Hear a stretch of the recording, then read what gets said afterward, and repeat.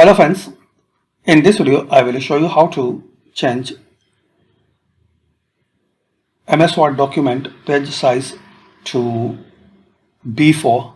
So guys, if you want to set B4 page size, so very simple and basic way.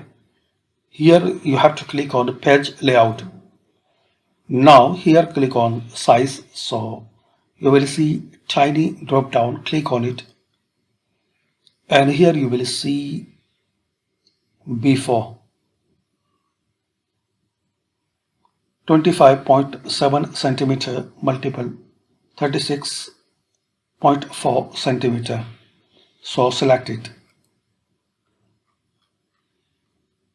and if you want to set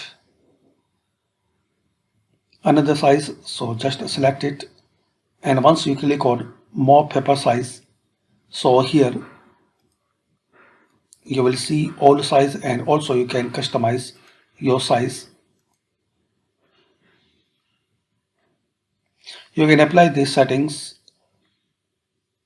for whole document, and also you can set as default this size B4 as default. So just click here and click on yes and restart your MS Word. So thanks for watching, and guys, if you like this video, so please share, like and subscribe this channel.